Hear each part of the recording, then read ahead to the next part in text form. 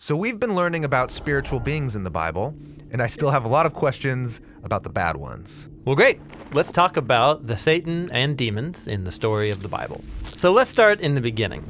In Genesis 1, God creates a beautiful, ordered reality out of darkness and disorder so that life can flourish.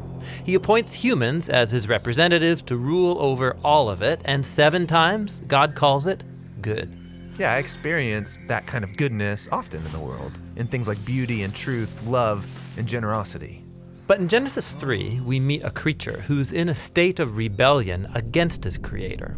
We're not told yet why or how he rebels, but he's on a mission to ruin God's good world for other creatures. This thing is trouble. Yeah, this creature is the Bible's first portrait of evil. It distorts what God has purposed for good, ruining and dragging creation back into darkness and disorder. So the humans join the spiritual rebel, which leads them back into chaos and death.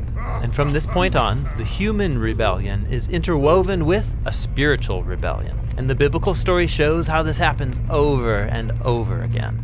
Okay, but wait, we're getting all this from a slithering snake? Well, there are clues in the story that it's more than just a snake. Remember, Eden is a high place where the earth and its creatures overlap with heaven and its creatures. So this snake could be a spiritual being. Well, Genesis 3 points in that direction, and then later biblical authors fill in the picture. Like when the prophet Isaiah has a vision of God's heavenly throne room, he's surrounded and being praised by the spiritual beings. Yeah, these are the cherubim around God's throne. But when Isaiah sees these creatures, he describes them as seraphim, which in Hebrew means snake.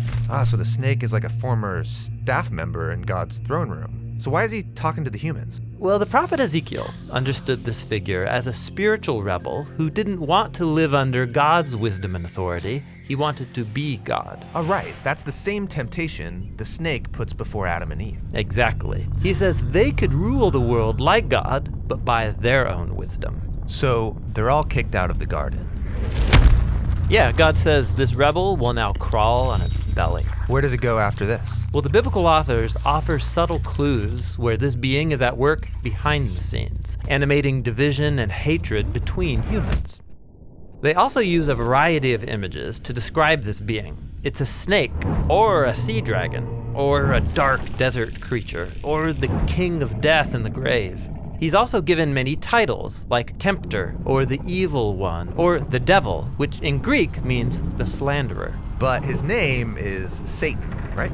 Actually, no. Satan is not a name. It's another one of these titles, which is why in Hebrew it has the word the in front of it. The Satan means the adversary, because he isn't for anything, rather he's anti-everything, working through lies to drag us back into darkness and disorder. That's intense.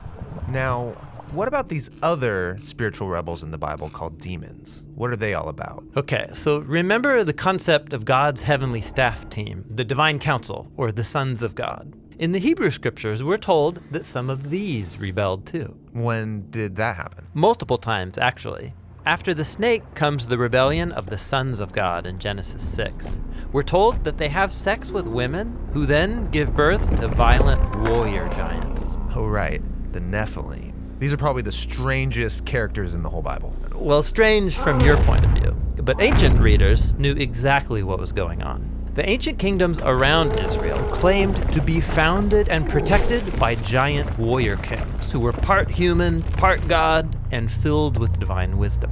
I see. So the biblical authors are saying, hey, those warrior kings, they shouldn't be honored. Right.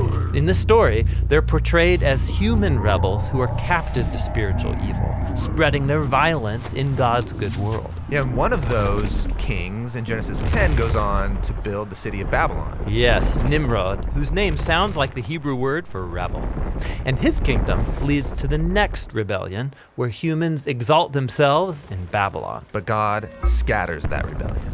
And when Moses in Deuteronomy looks back at that story, he says that's the moment when God handed over the nations to worship the rebel host of heaven, the gods of money, sex, and military power. Moses is the first one to call them demons, that is, lesser spiritual beings. So demons are spiritual forces at work behind corrupt human power structures. Yes, but in the Bible, they also work on the personal level, animating and exploiting humanity's greed and selfishness, as well as the weakness of our mortal bodies. In the Bible, spiritual evil is at work in anything that drags God's good creation back into chaos, darkness, and death. So, this is why when Jesus arrives on the scene, he said his primary enemy is not human. Right. Jesus and his first followers viewed all the pain and suffering in God's good world as a sign of its captivity to death and spiritual evil. But they didn't think this was the end of the story. Right. Jesus knew that the only way out of this cosmic ruin is to overcome evil and death itself, even if it costs him everything.